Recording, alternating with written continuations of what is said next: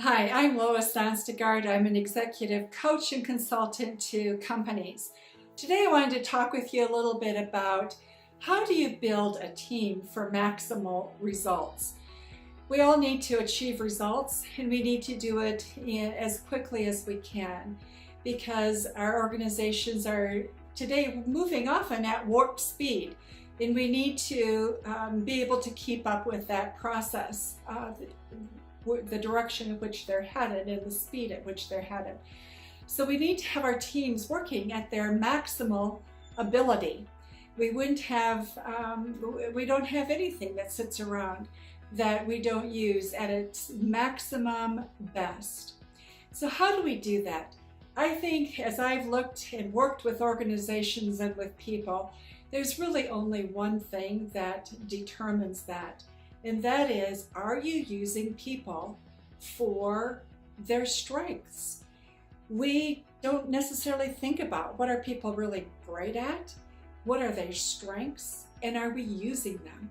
You see, people burn out when you don't use their strengths because it's like, why aren't you using me? I have so much more to offer and you're not using me. Or they burn out because, you know what, guys? That's not what I'm great at. This is what I'm really super at. Why don't you use me for what I'm really great at? There's another person in our organization that is good at what you're trying to do. Why don't you use them for that? And I'll add in other areas.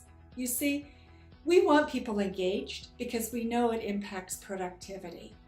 But we don't necessarily think about how we're choosing people for the jobs that we're choosing them to do. And we need to start looking at that because it impacts the end result that we get.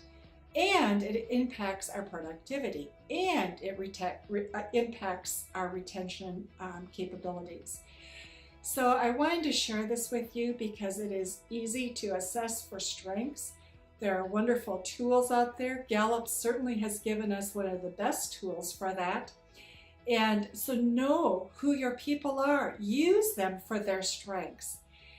There's a lot of talent in our organizations. People are much more passionate, much more engaged when they can consistently be used from their strengths. That doesn't mean that from time to time we don't tap into their lesser strengths. That's not a problem. The issue is, what do you consistently do? Because people want to give you their best. But if you don't ask them to work from what they're most capable of doing, both you and your employee are frustrated. So I hope that this has been helpful to you. I enjoyed our time together. Have a wonderful day.